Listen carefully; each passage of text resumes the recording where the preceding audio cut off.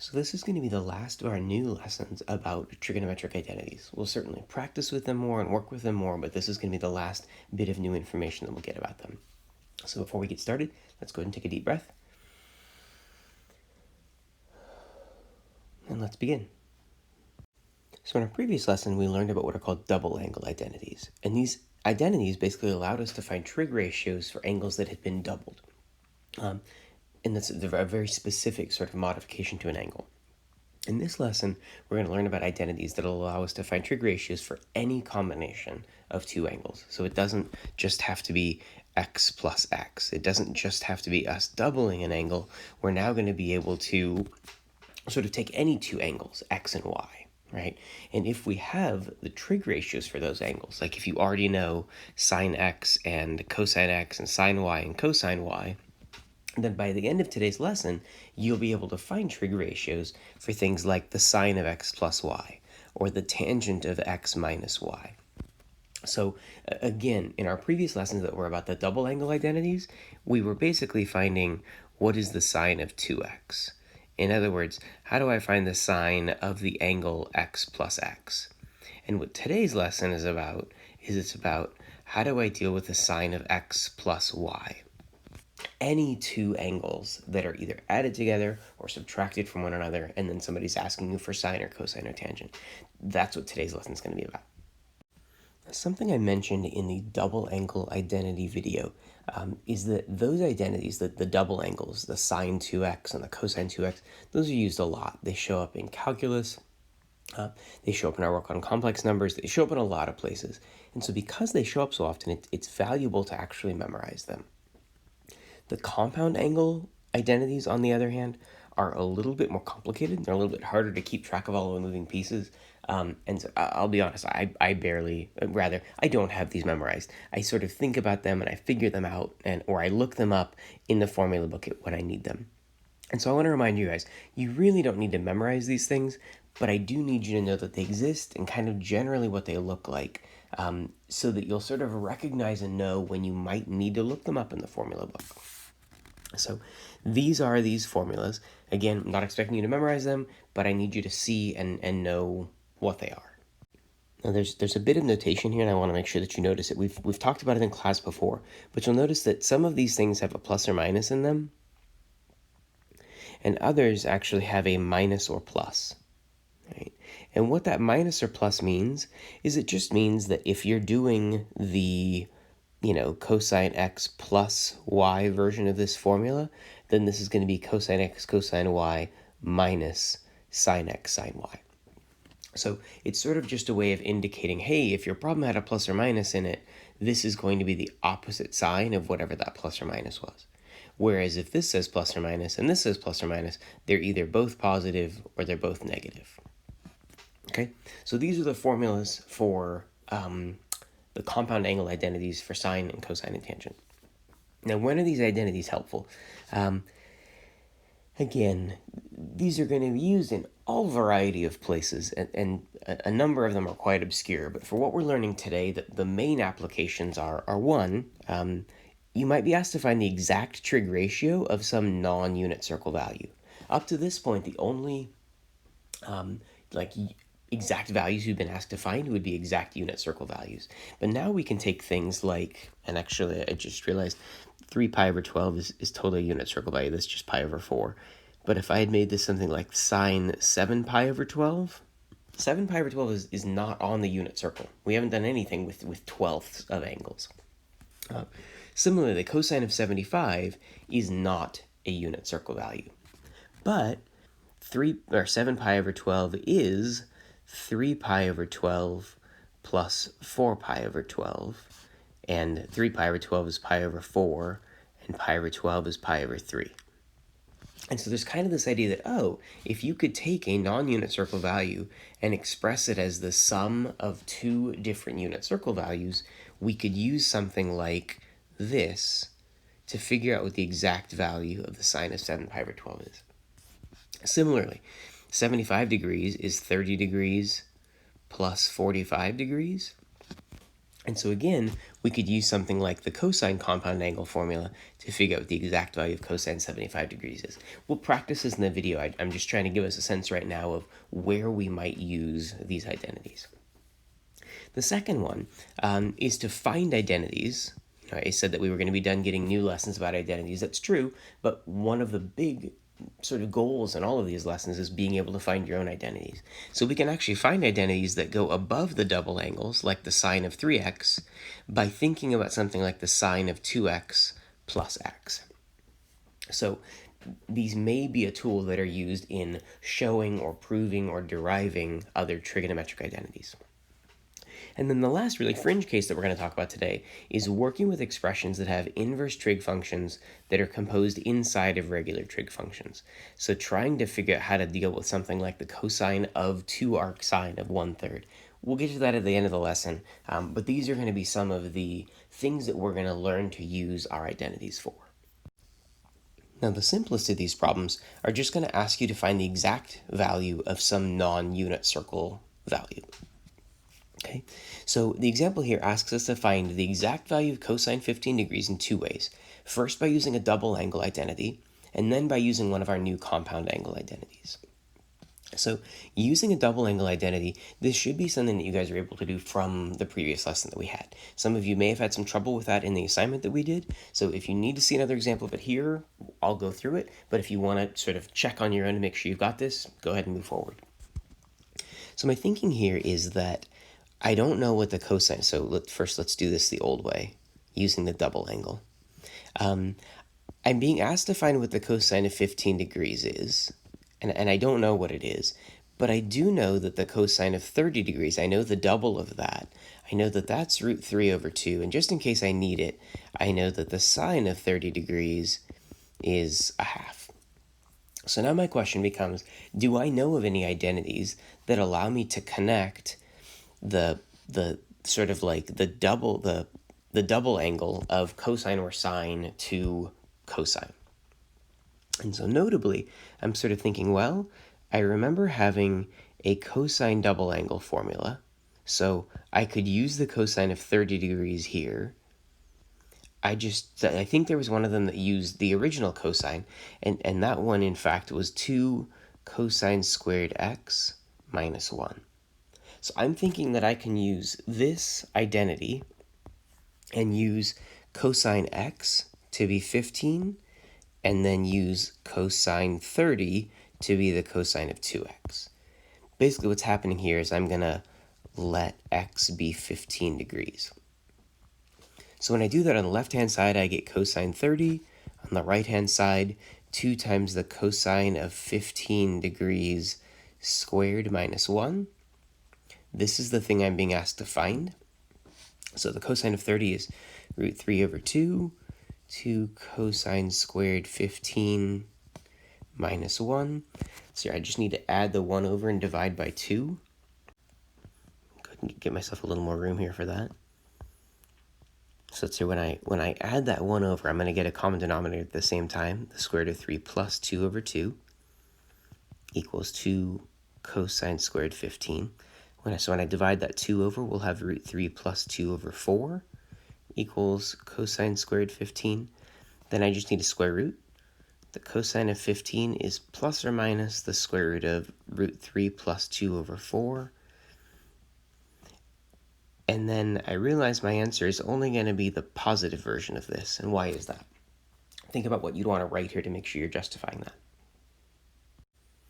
So we'd want to write something here like the cosine is always positive in the first quadrant. So we've got an answer here. We finished this problem in sort of using the old way. And again, I don't want to call it old way like it's old and bad, but we did this using double angles. I want to show now that we could also do this problem by using the compound angle identities that we just learned. So the idea here is if someone wanted the cosine of 15 degrees, I just need to think of how could I get 15 degrees?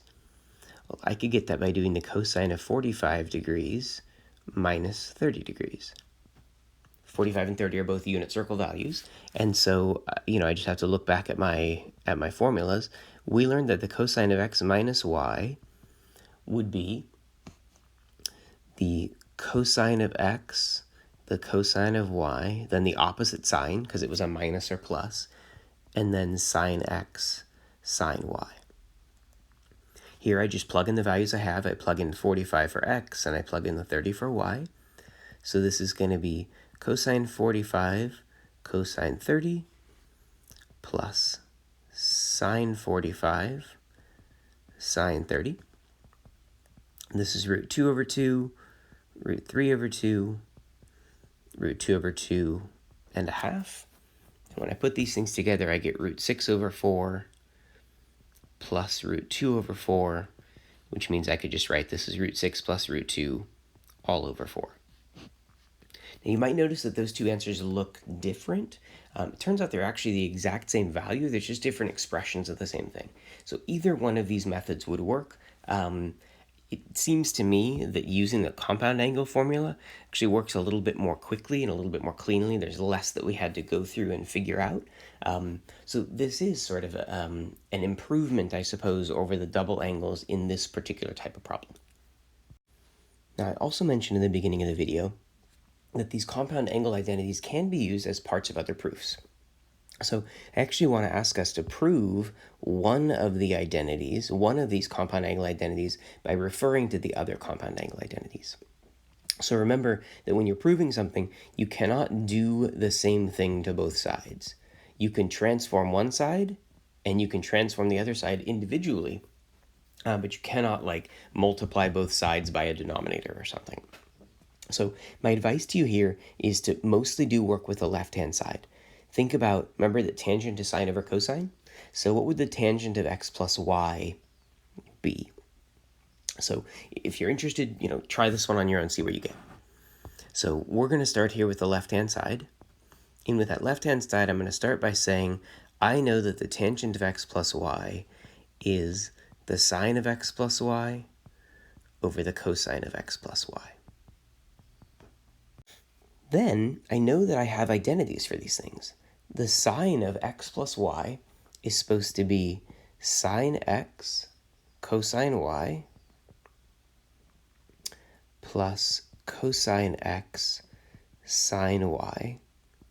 And the denominator, cosine x plus y, is supposed to be cosine x cosine y, opposite sign, sine x sine y. Now, if you've already done this problem on your own and you're just coming through to check, that's great. But I think there's something that I want to share here, particularly for those of you that are having trouble with these proofs, but also for those of you that are feeling good about them.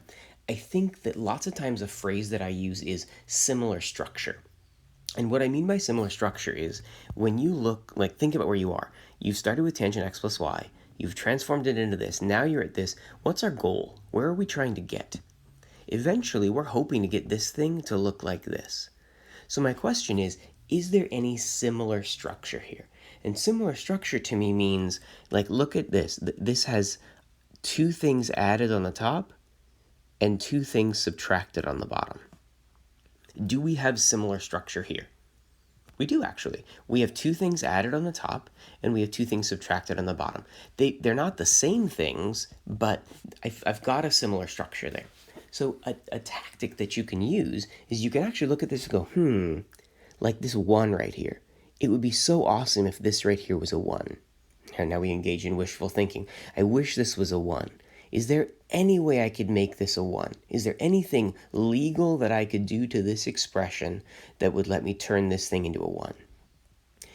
And there is actually. What I could do here, and this is going to be big, I could multiply top and bottom of this thing by 1 over cosine x cosine y.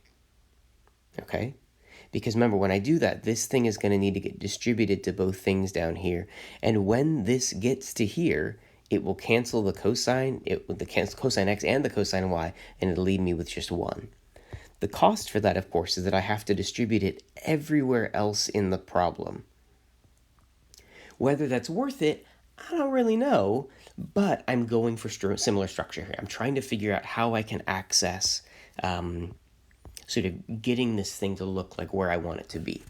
So if I take this expression and distribute it to everything here, this is going to be a mess. I'm going to have sine x cosine y divided by that denominator that we put in, cosine x cosine y. Then I'll have plus the cosine x sine y from here, divided by, again, that blue cosine x cosine y that I'm just dividing everywhere. Then down here, I'll have cosine x cosine y, and we're excited about this one because this is the reason we set this up. This is that cosine x cosine y. I'm really glad those already cancel out and turn into 1 for me. And then I've got minus the sine x sine y, all divided by this same blue cosine x cosine y. Okay, and again, this is a lot. But remember where we're trying to get. We're hoping to show that this thing is this. So I'm going to try and get myself a little bit of room here while also keeping on the screen the thing that I'm trying to show. So now here's where we go back, and we really kind of just pray and hope that this is going to work. Well, when I start looking at these individual terms, the cosines actually drop out here, and all that's left is sine x over cosine x, which is tangent x. In this next one, the cosine x's drop out, and all I'm left with is sine y over cosine y, which is tangent y. Just look at that. It's matching with this stuff up here that I hoped it would. In the denominator, we knew this was 1. We built it to be that.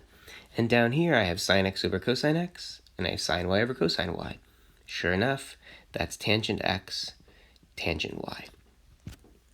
There it is. Like I proved, I showed that this thing was what I needed it to be. And as we did in our previous lessons, it's nice to put a little sentence here that sort of reminds everyone of what we did. So I hope this example at least attempted to make it clear what I mean when I talk about similar structure in an attempt to prove something. This last thing that we're going to look at in the video is another example of using the compound angle identities to come up with new identities. And eventually we're going to learn other ways to find these new identities, like triple angle and quadruple angle identities. But for now, it's another opportunity for us to practice using the compound angle identities. So in this example, part A, I'd like us to show that the sine of 3a is equal to 3 sine a minus 4 sine cubed a.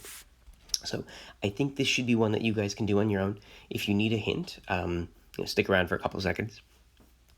The hint that I would give here is for you to think about how could you express 3a as a compound angle? How could you express that as one angle plus another angle? Right? Hopefully what your thought there was doing 2a plus a. So the idea on the first part of this one is we could see this as the sine of 2a plus a, and then use the sine compound angle formula and hope that we're able to sort of get this to come out of it. Okay, so I'm going to start by doing this. And again, hopefully you guys will try this on your own and see where you get. This is going to be sine 2a cosine a plus cosine 2a sine a. Okay, so now let's again look for either similar structure or let's look for what am I trying to do?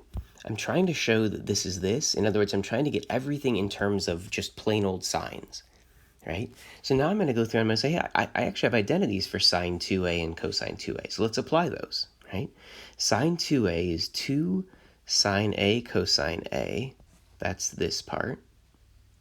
And then times the cosine a that was already there from before. Okay? Then over here, cosine 2a. Cosine 2a is the one where we had a bunch of different identities. We had like 3 different ones. Which one makes most sense here? If I want this whole thing to be in terms of sine a, the ones that makes the most sense would be for me to do 1 minus 2 sine squared a. So that times another sine a. Again, this part's coming from here, and this part's coming from here. Okay? Now I continue, right? Cosine a times another cosine a, that's cosine squared a. So 2 sine a cosine squared a plus, now over here, I'm going to want to distribute the sine a to both parts of this. So I'm going to get sine a and then minus 2 sine cubed a. Okay? Now at this point, I'm getting pretty close. The only thing that seems to be wacky is that this thing here is cosine squared, and I don't want any cosines at all. So now again, I think similar structure. I want this to be all in terms of sine. I've got a cosine here. How can I transform cosine squared into sine squared? hopefully you guys remember that Pythagorean identity we've been working with. Cosine squared a can be transformed into 1 minus sine squared a plus sine a minus, that's a 2 sine cubed a. And now it looks like I just need to take this and distribute it to both pieces of this thing. So now I have 2 sine a minus 2 sine cubed a. That's these pieces here. And then I've got this that's going to, I'm just going to rewrite it down here. I just realized this up here, this is a minus. So plus sine a minus 2 sine cubed a. I think the last thing I need to do here is go through and combine like terms. So if I bring these two plain sine a's together, I get 3 sine a. And if I bring these two cubed expressions together, I get minus 4 sine cubed a. And yay, this is the thing that we were asked to prove or to show at the beginning of the problem. Now part B now says, hence, solve the equation sine 3x equals sine x.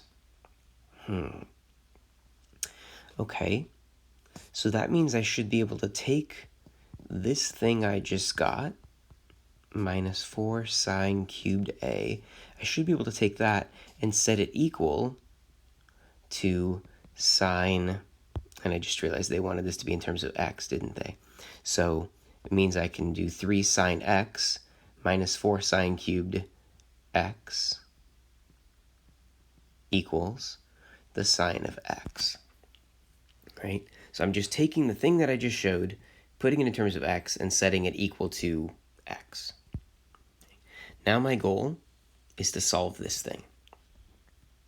So as we've done a lot of times with solving before, I want to get everything over to one side and set this thing equal to 0. So if I subtract the sine x over, this is going to be 2 sine x minus 4 sine cubed x equals 0. And now I start thinking about factoring. Let's see here. There's a common factor. I could factor out 2 sine x. If I factor that, I'm left with 1 minus 2 sine squared x. Okay. And at this point, I've broken this into factors. I could just split this into two separate problems. 2 sine x would be 0, and 1 minus 2 sine squared x would be 0. And now this is just like any sort of trig solving problem that we've done in the past. And particularly if you've been following up to this point, you might pause the video and make sure that you can do this part on your own. Here I'm going to have x is the inverse sine of 0. And we get a sine value of 0 at 0 and at pi and at 2 pi.